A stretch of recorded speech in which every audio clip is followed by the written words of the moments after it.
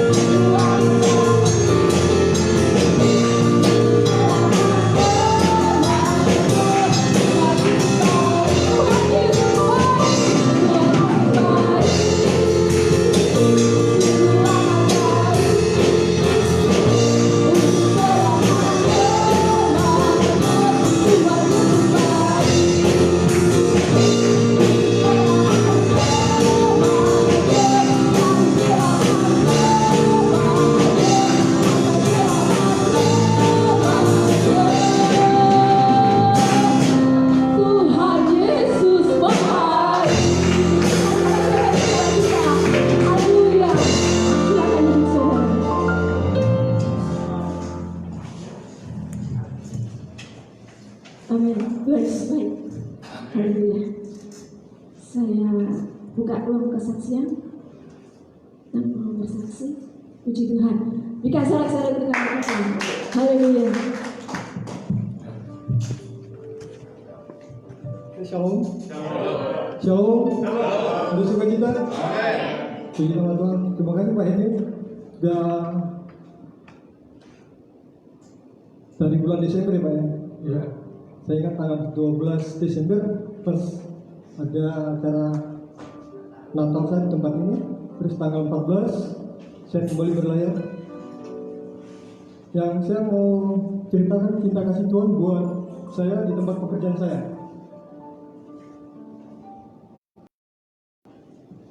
Ini cuma masalah tentang virus corona. Terus saya bekerja di kapal pelangi. Penempatan tugas saya di kapal kayak tidak. Itu rutenya dari Makassar, Bau-Bau, Namlea, Ambon, Kuang, Dobo, Kaimana, Papua, Sorong, Manokwari, Nagire. Yang saya mau ceritakan cinta kasih Tuhan buat kami anak-anak tua di kapal ini, di kapal tidak. Kebetulan nakodanya seorang hamba Tuhan, beliau seorang pelayan evangelis, seorang penginjil. Pada tanggal 27 Maret kemarin, Tuhan di Papua sudah berlaku 29 berlaku PSBB atau lockdown di daerah Papua, sehingga kami kapal baru berangkat dari Manokwari jam 7 pagi, sedangkan larangan untuk masuk di daerah Nabire, kapal baru bertolak dari Manokwari jam 7, sedangkan jam 8 sudah ada larangan masuk di kapal di pelabuhan Nabire, sehingga 1 jam 3 sore kapal mau tiba di pelabuhan Nabire, sudah ada larangan dari Bupati, Kapolres, pokoknya Pemda setempat sudah dilarang kapal-kapal perintis maupun kapal-kapal perintis masuk di daerah Papua, khususnya di Nabire. 1 jam kapal mau sandar di pelabuhan Nabire, nakoda ambil instruksi harus kapal kembali ke Manokwari. Sedangkan di dalam daerah kapal itu ada penumpang sekitar 600 orang yang turun di pelabuhan Nabire. Bagaimana penumpang tidak ngamuk, sedangkan penumpang itu mereka perjalanan dari Makassar, Bau-Bau, Namlea, Ambon, itu semua penumpang lanjutan. Ada sekitar 700 orang. Sehingga nakoda berputus kapal harus kembali ke Manokwari. Kami di demo dari jam 1 siang sampai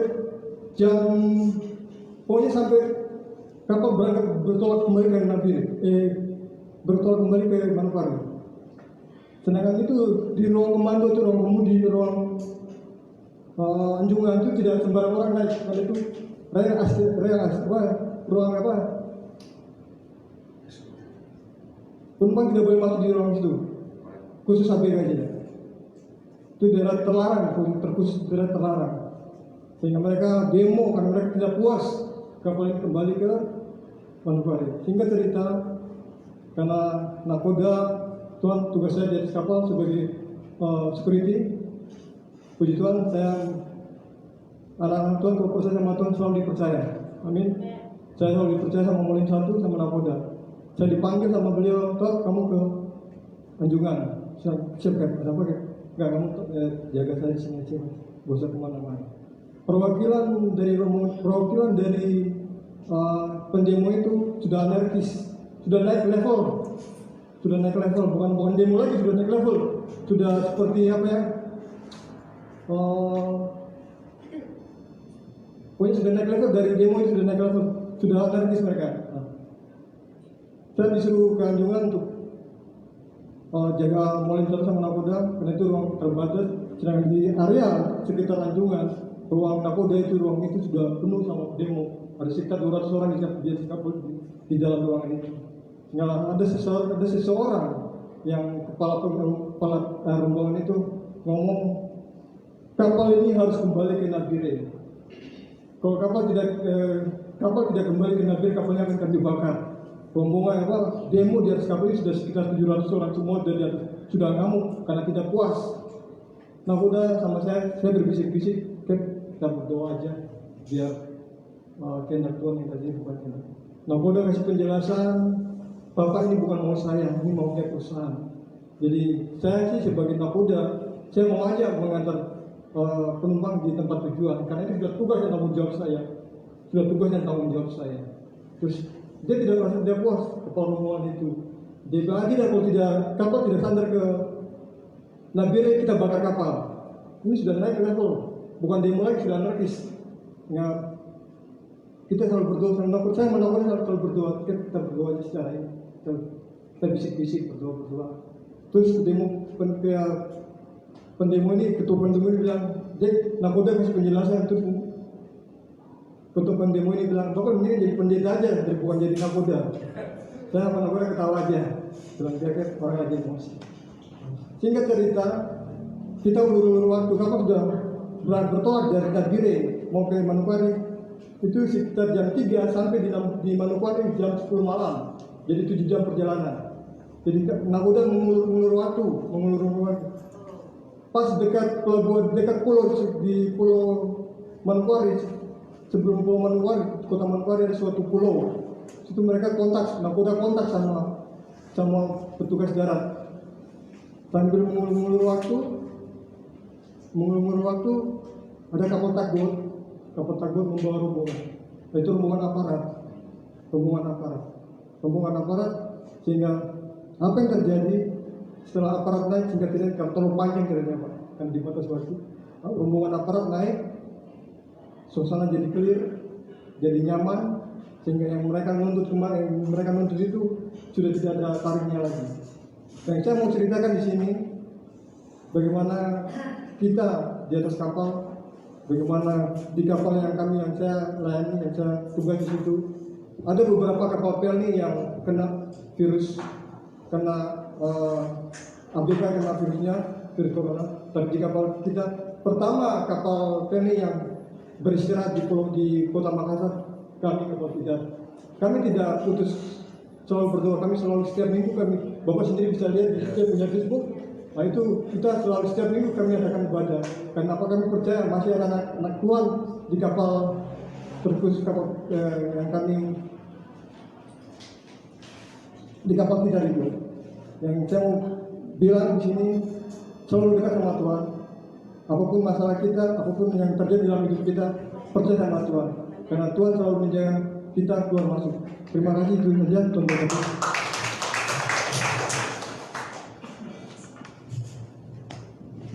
Kasih Pak, Tuhan berkasih. Jadi ya, Tuhan tidak terbatas apapun. Dia sanggup melakukan perkara-perkara besar buat hidup kita. Kita akan siapkan hati kita. Kita datang kepada Tuhan. Terima kasih Yesus.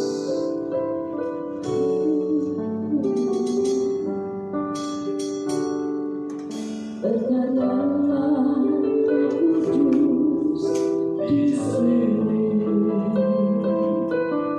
Berkaryalah dengan kuasa-Mu. Berkaryalah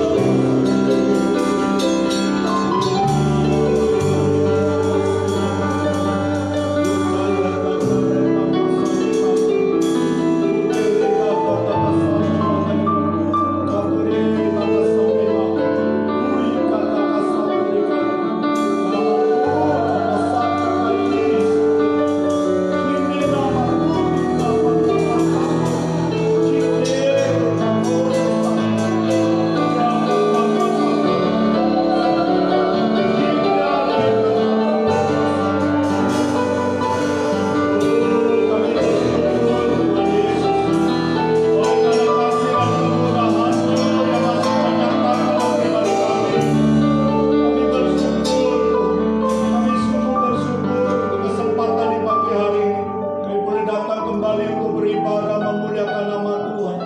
Ini adalah kesempatan untuk kami boleh mengerti akan kehendak Tuhan lewat benih firman Tuhan yang sebentar kami dengar. Biarlah benih firman Tuhan itu tertabur di hati kami, tanah yang subur yang siap ditaburi benih firman Tuhan. Dan kami tahu kuasa Tuhan bekerja di pagi hari ini, menghancurkan segala kuasa-kuasa iblis yang hendak mencuri kebenaran firman Tuhan. Kami bersatu hati kami tolak di dalam nama Yesus.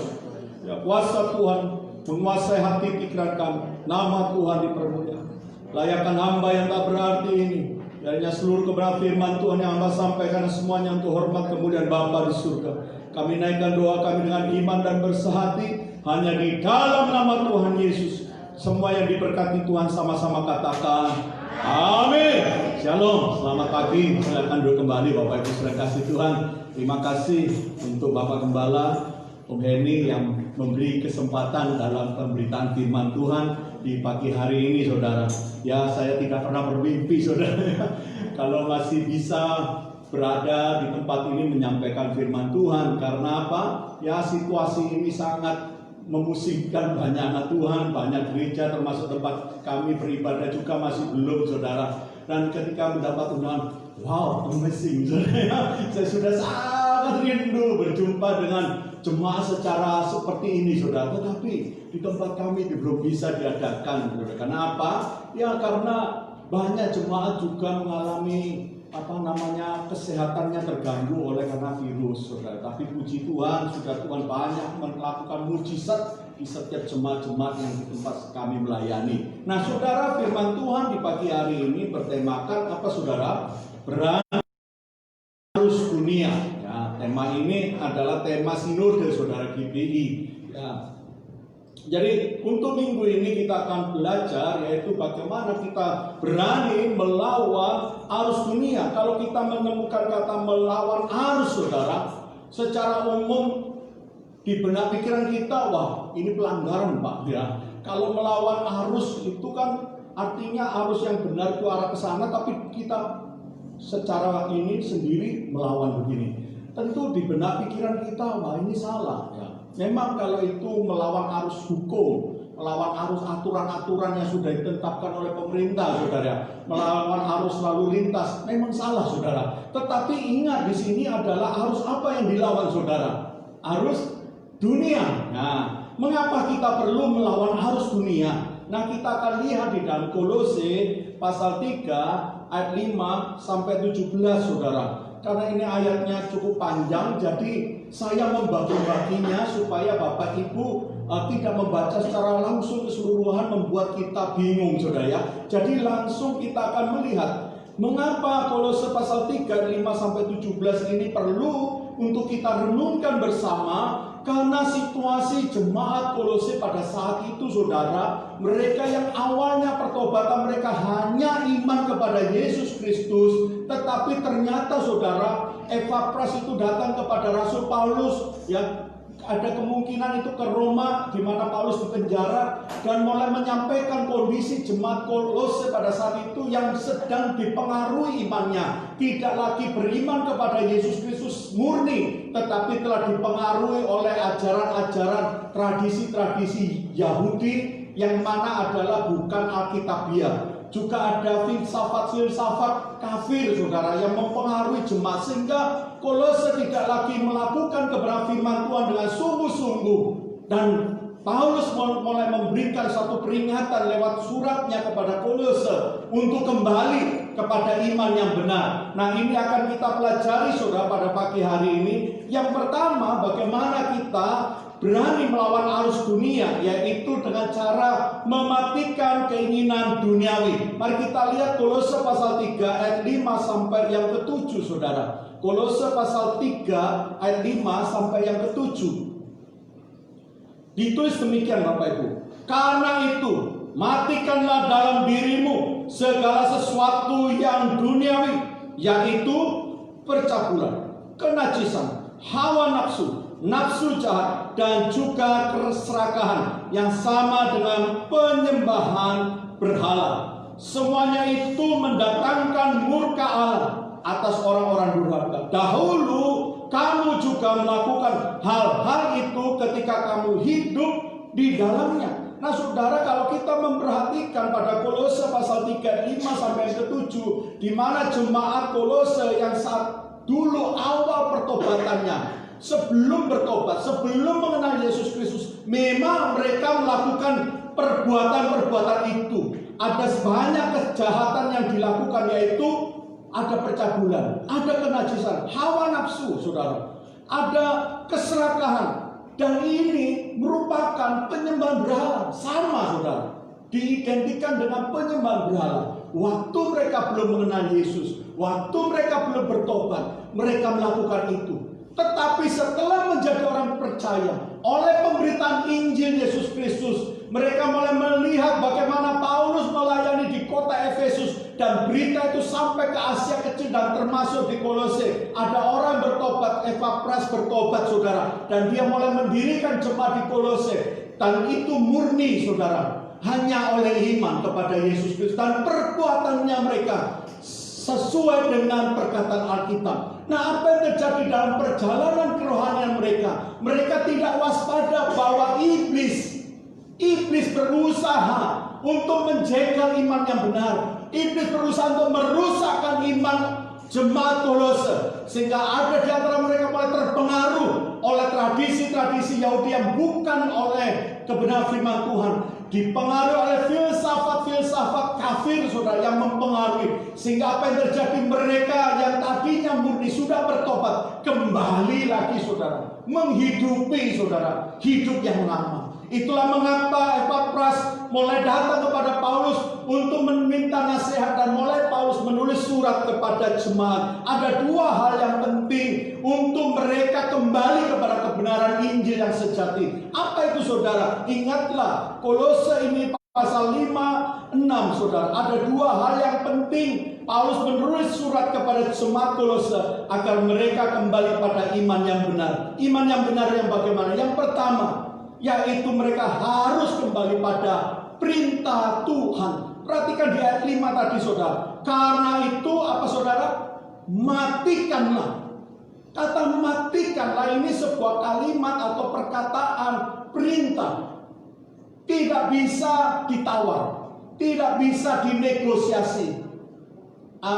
Mungkin jemaat Kolose, ya Pak, ya saya boleh ya Pak ya, saya simpan selingkuhan saya karena ini sangat saya senang. Tidak bisa. Ini perintah Tuhan, dan perintah itu harus dikerjakan. Apa yang terjadi kalau perintah itu dilanggar? Maka yang kedua, di ayat yang ke-6 kita melihat apa, saudara? Peringatan bahaya. Kalau terus-menerus jemaat Kolose menghidupi hal-hal yang demikian, hal-hal penyembahan seperti itu, saudara, penyembahan berhala, apa yang terjadi? Bagian yang kedua adalah peringatan. Peringatan di ayat yang ke-6. Semuanya itu mendatangkan apa? Murka Allah. Oh saudara, kalau kita lihat betapa Tuhan mengasihi jemaat Kolose untuk hati-hati di dalam dunia ini, harusnya begitu kuat dunia itu untuk menjegal. Dan mereka harus mau mentaati perintah Tuhan dengan cara apa? Mematikan hal-hal yang duniawi, saudara. Ketika itu terjadi, saudara, maka saya percaya kehidupan jemaat Kolose tetap di dalam kasih karunia Tuhan, tidak mengalami murka Tuhan. Tetapi mereka itu sedang hanyut, dan Tuhan berkata di ayat 6, semuanya itu mendatangkan murka Allah atas orang-orang durhaka. Saya teringat satu peristiwa di Taman Eden, di mana ketika Tuhan memberi sebuah perintah kepada Adam dan Hawa untuk jangan makan buah pengetahuan baik dan jahat. Tidak boleh, ya, tidak boleh untuk makan buah itu, jangan. Kamu akan mati. Tetapi yang terjadi, saudara, wah, setiap pagi, mungkin setiap hari Hawa digoda, saudara. Ayo coba injeklah satu, coba dilihat. Oh, sangat nikmat ini. Saudara, lihat, ketika hati Hawa mulai tertarik, tadinya berkata tidak, kami boleh makan semua kok, buah di taman ini semua, tetapi ini jangan. Oh, kamu tidak tahu rasanya sih, makanya kenapa Tuhan melarang? Karena ini enak. Oh saudara, akhirnya apa, saudara? Tergiur. Perintah mulai dilawan. Saudara, kalau kita ini mendapat perintah dari atasan dan kita mulai lawan, seperti tadi Bapak yang bersaksi ketika kaptennya memanggil, ayo Bapak kemari, jaga ini tempat.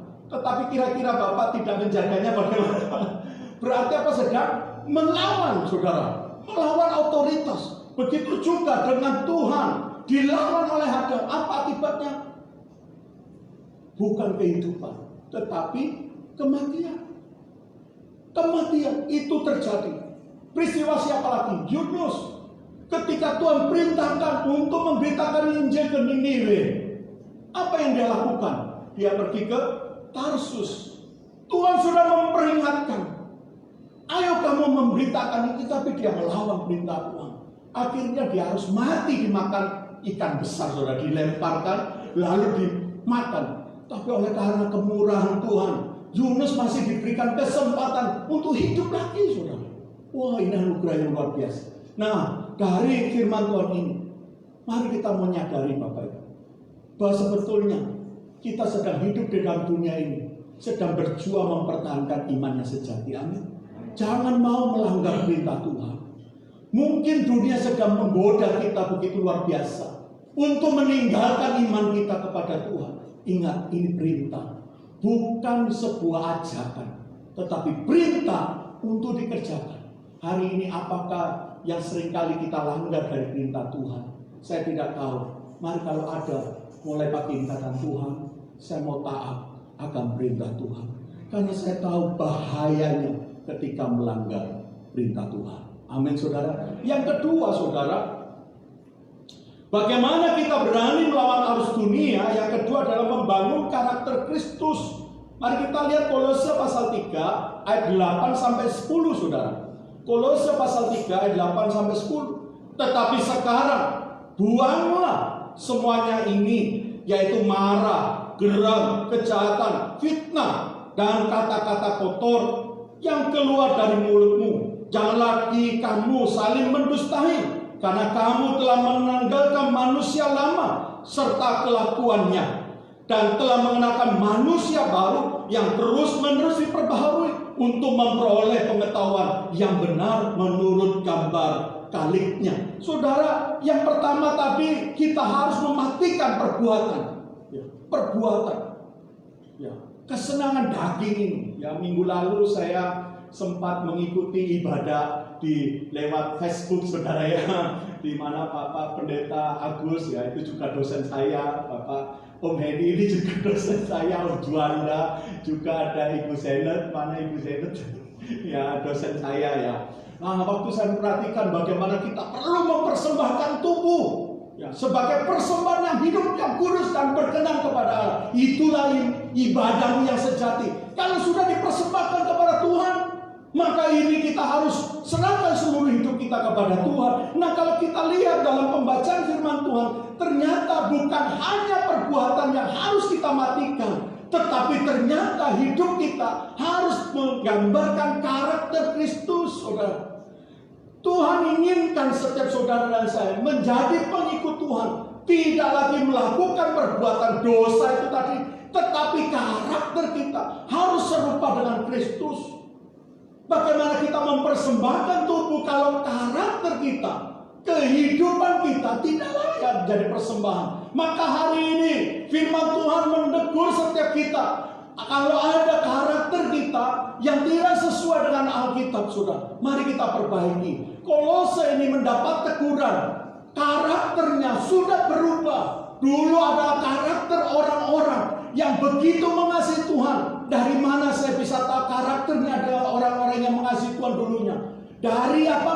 Kalau pembacaan tadi, dari perkataan dan pengetahuannya. Kolose ini perkataannya tidak lagi mencerminkan sebagai orang yang berkarakter Kristus. Perkataan apa yang keluar dari mulut? Karakter itu timbul dari mana, saudara? Perkataan-perkataan yang seperti yang ditulis pada ayat 8. Marah, geram, kejahatan, fitnah, kata-kata kotor yang keluar dari mulut. Dan lagi ada saling mendustai. Itu adalah menanggalkan manusia lama setelah kelakuannya. Dari mana saya bisa tahu bahwa perkataan ini menggambarkan karakter.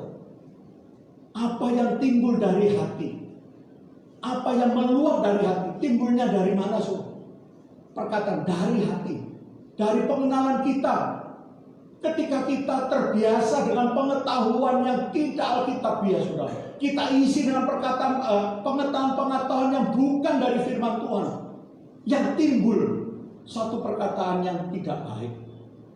Saya ini dibesarkan di lingkungan di kampung Banyurip, Bapak Ibu tahu ya Banyurip ya, Kupang Kerajaan itu ya.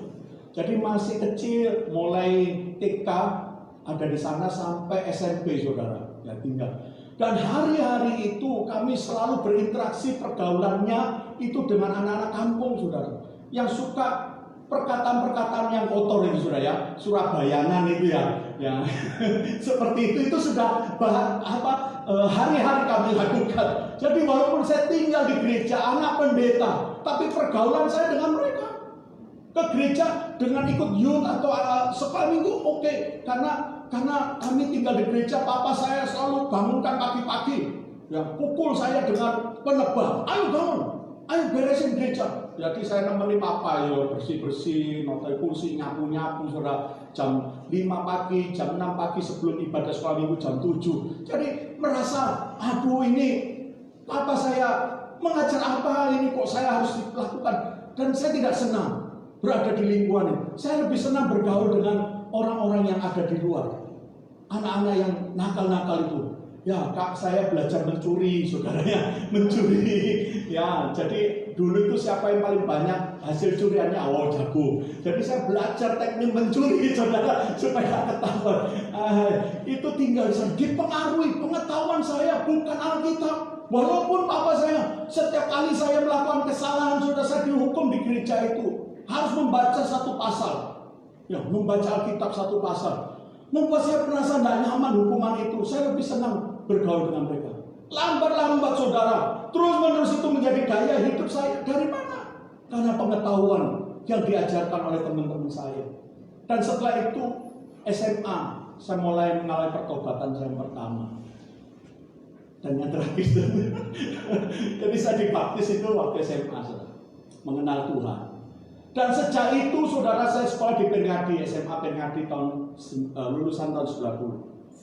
Dari 87 sampai 90. Saya bergumul, saya berjuang, saya berkata, Tuhan, aku tidak mau perkataan yang seperti itu melekat pada mulutku. Aku mau memuji Engkau, aku mau memuliakan nama-Mu.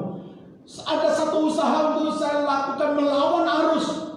Saya mau merubah karakter saya yang tidak benar itu dengan karakter Kristus. Itu tidak mudah, saudara, karena sekolah itu juga lingkungan teman-teman. Kadang saya masuk siang, ya jam 12 atau jam setengah 12, setengah 1 ambil kelas siang. Itu lingkungannya juga sama.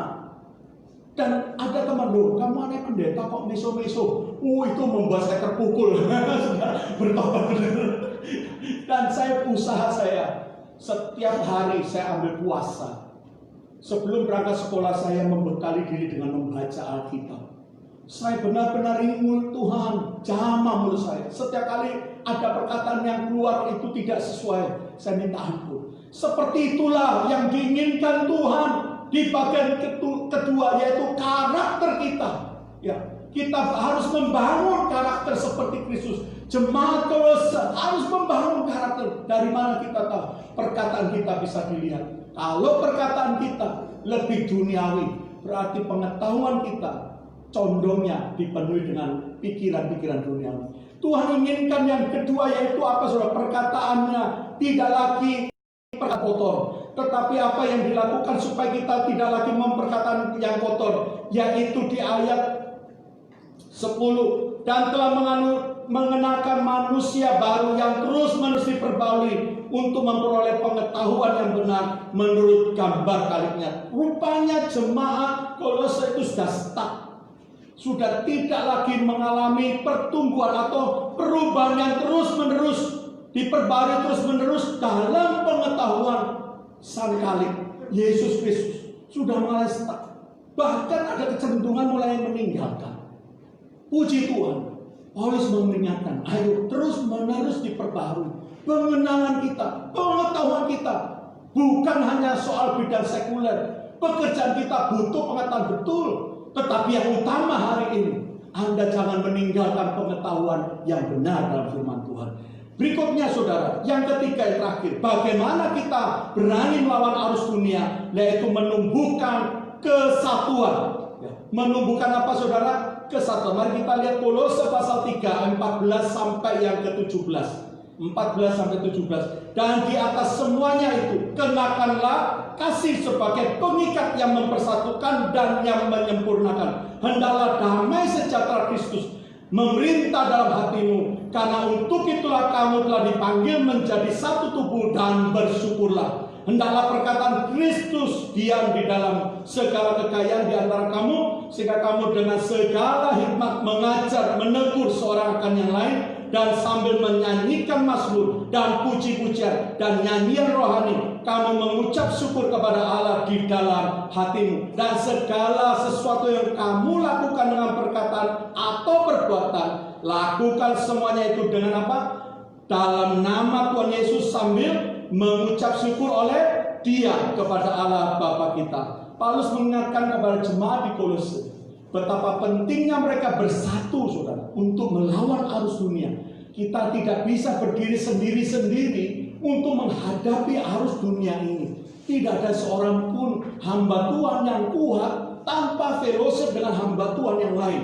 Kekristenan ini selalu bergandengan tangan untuk bisa dapat melawan arus itu, saudara. Amin, saudara. Untuk itu Paulus mengingatkan, ayo kalian bersatu.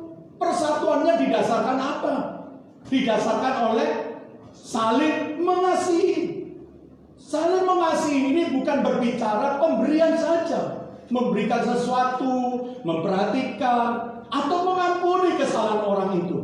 Tetapi mengasihi ini berbicara apa?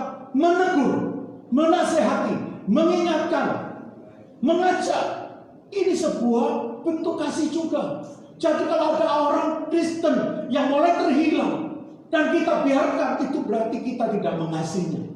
Kalau ada orang Kristen yang mulai mundur, mulai hidupnya duniawi dan kita tidak mengingatkannya, itu sama saja membiarkan dia hidup dalam dosanya terus-menerus. Sebagai orang Kristen, kita dipanggil bersama untuk terikat satu sama lain, untuk saling mengingatkan. Dan ini dikatakan oleh Paulus kepada jemaat Kolose. Dan apalagi yang kedua, yaitu mereka harus hidup dalam damai sejahtera. Apa yang bisa mempersatukan yang kita hari ini untuk datang beribadah? Apa yang bisa mempersatukan?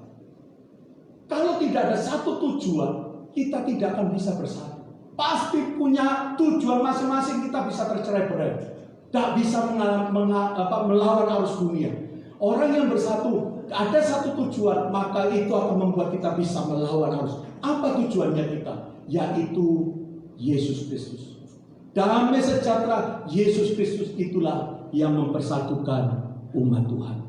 Mari pagi ini saya mengajak setiap saudara, kehadiran kita di tempat ini bukan hanya kita berdiri secara individu, tapi kita terikat di gereja House of Healing. Ya, terikat dalam satu tujuan, yaitu sama-sama membangun tubuh Kristus yang saling menguatkan, memulihkan satu sama lain. Amin. Puji Tuhan. Tanpa kesatuan, lihatlah Indonesia pernah tercerai-berai oleh jajahan Belanda dengan apa metode apa? Dividen, memecah belah sehingga satu sama lain terkoyak-koyak, saudara. Tapi hari ini kita sudah disadarkan cara kerja iblis yang mulai mengoyak-ngoyak persatuan. Berarti ini bukan dari Tuhan. Kalau orang yang datang mempersatukan, berarti itu dari Tuhan. Kiranya firman Tuhan ini membawa kita bisa melawan arus. Amin. Puji Tuhan. Saya persilakan pelayan musik Song Leader Singer untuk membantu saya dalam pujian. Ingatlah firman Tuhan pada pagi hari. Saudara dan saya sedang diperhadapkan tantangan dunia yang makin berat, yang tidak mudah dihadapi. Tetapi percayalah, ketika kita mengatikan keinginan daging, kita berkarakter Kristus, kita dipersatukan di dalam satu kesatuan tubuh Kristus, saya yakin kita menjadi orang Kristen yang mampu melawan arus dunia. Ku tidak takut sebagai besertaku, ku tidak beriman, sebab Engkau Allahku, Engkau meneguhkanku. Yes. Bapa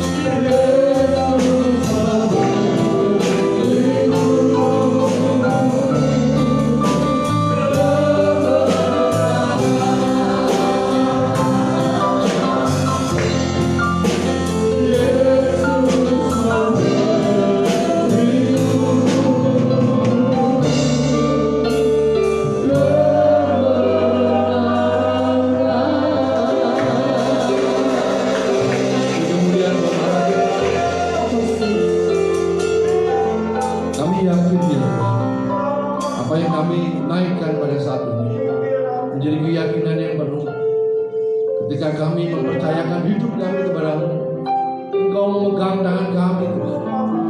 Tidak akan pernah goyah keyakinan kami, apapun yang kami hadapi.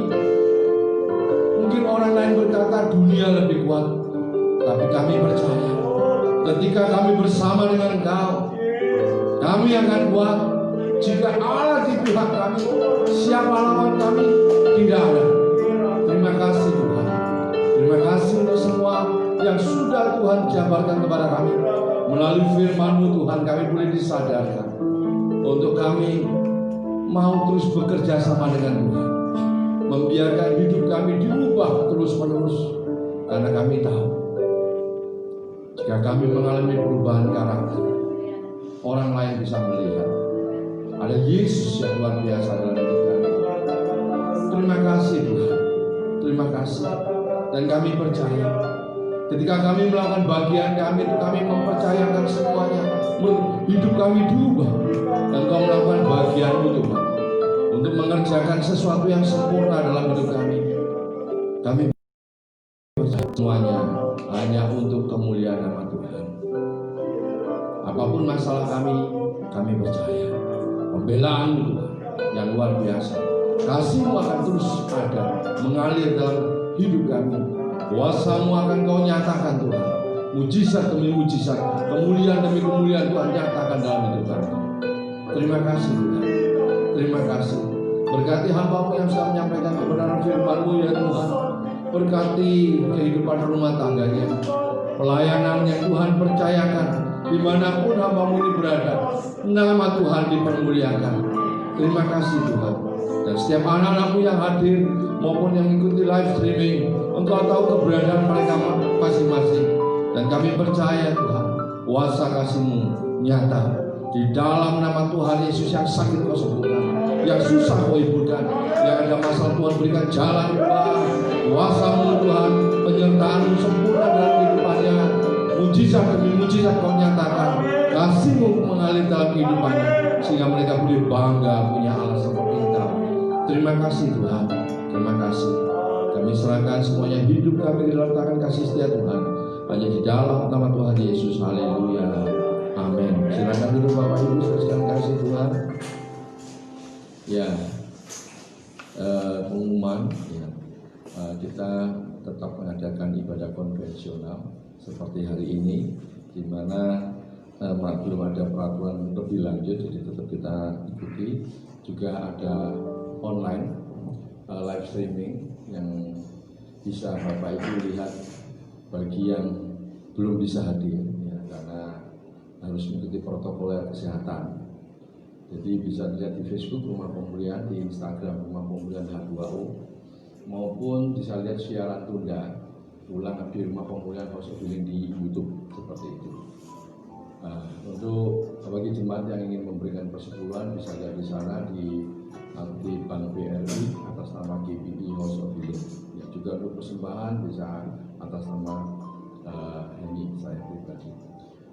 Juga sebelumnya saya mengucapkan terima kasih atas semuanya dan kehadiran. Kita kehadiran tamu dari jauh, dari Medan sama dari Jogja. Silakan bisa berdiri, namanya Pak Wisata Desi ya. Terima kasih atas kunjungannya. Inilah gereja kami dengan keberadaannya. Ya, dengan inilah kami seperti itu. Mari kita bangkit berdiri, kita akan bacakan. Kita membaca pengakuan iman rasul kita. Aku percaya kepada Allah Bapa yang Maha Kuasa, Khalik langit dan bumi, dan kepada Yesus Kristus anaknya yang tunggal Tuhan kita, yang dikandung daripada Roh Kudus, lahir dari anak darah Maria, yang menderita di bawah Pontius Pilatus, disalibkan, mati dan dikuburkan, turun ke dalam maut.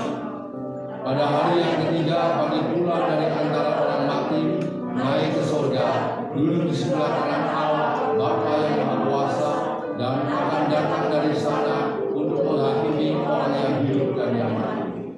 Aku percaya kepada Roh Kudus, gereja yang kudus dan aman, persekutuan orang kudus, pengampunan dosa, kebangkitan daging, dan hidup yang kekal. Amin. Ini kami Tuhan.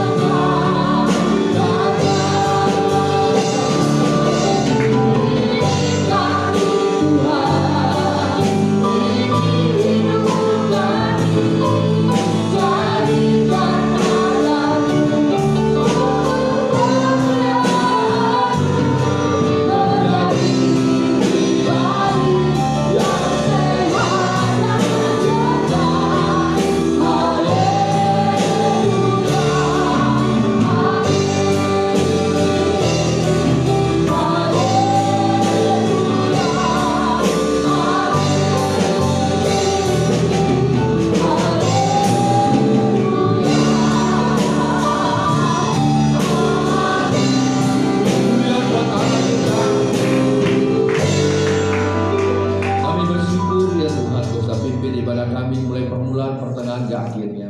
Biarlah hanya nama-Mu saja yang ditinggikan dan diagungkan. Terima kasih Tuhan. Sebentar kami akan berpisah Tuhan, sama lainnya perlindungan penyertaan-Mu menyertai kami sampai di rumah dengan selamat tanpa kurang apapun, baik di saat kami juga melakukan aktivitas selanjutnya. Sebelum kami pulang, kami mau naikkan doa syafaat kami itu bangsa dan negara kami Republik Indonesia, lawatan-Mu di negeri kami, terutama pemimpin-pemimpin kami, mulai dari Bapak Presiden, Wakil, swasta, Menteri, pejabat tertinggi hingga yang terendah, yang ada di pusat maupun yang ada di daerah-daerah. Tuhan campur tangan, berikan mereka kesatian NKRI hari ini. Dan biarlah Tuhan Kau nyatakan keputusan-keputusan yang mereka ambil semua dalam kendali kuasa tangan Tuhan. Kasih Tuhan dinyatakan, mereka berani mengambil keputusan-keputusan hanya untuk negeri kami. Kami juga berdoa untuk para anak-anak yang Kau percayakan duduk di eksekutif, legislatif, yudikatif. Pakai mereka, jadikan garam dan terang untuk kemuliaan nama Tuhan. Kami juga berdoa untuk para hamba Tuhan, jemaat Tuhan yang dalam minggu-minggu ini mereka juga melakukan aktivitas ibadah mereka. Lawatan-Mu buat kehidupan rumah tangga mereka, lawatan-Mu dalam setiap ibadah mereka. Biarlah nama-Mu semakin ditinggikan, mujizat-Mu akan Kau nyatakan dalam kehidupan mereka. Mereka bangga punya Allah seperti Engkau. Kami juga berdoa untuk pemilik panti yang sudah memfasilitasi kami untuk kami bisa beribadah. Tuhan berkati kehidupan rumah tangganya, istri dan anak cucunya. Berikan kekuatan, kesehatan daripada Tuhan. Pekerjaan yang Tuhan percayakan juga pegawai yang ada di tempat ini dimanapun mereka berada, Tuhan berkati mereka. Juga pelayanan yang Tuhan percayakan, Tuhan campur tangan. Terima kasih Tuhan. Kami juga berdoa untuk tetangga kiri kanan muka belakang, RW 14, RW 15, Tuhan lawatan-Mu. Setiap warga yang ada, apabila ada yang sakit, Tuhan lawat mereka supaya mereka beroleh kesembuhan daripada Tuhan. Apabila mereka mengalami masalah, Tuhan yang akan menjadi jawaban dalam setiap kehidupan mereka. Terima kasih Tuhan, terima kasih. Kami juga berdoa untuk setiap program gereja yang Kau percayakan kepada kami, untuk kami boleh bergerak bersama-sama mengerjakan yang menjadi visi misi yang Tuhan percayakan kepada kami. Terima kasih Tuhan, terima kasih untuk hari itu semua yang sudah Kau kerjakan dalam kehidupan kami. Mari saudaraku, angkat kedua tanganmu sebagai tanda Kau hanya berharap dan bergantung pada Tuhan. Sekarang terimalah dan bawalah pulang. Tuhan memberkati engkau dan melindungi engkau. Tuhan menyinari engkau dengan wajahnya dan memberi engkau kasih karunia. Tuhan mengangkat wajahnya kepadamu dan memberi engkau damai.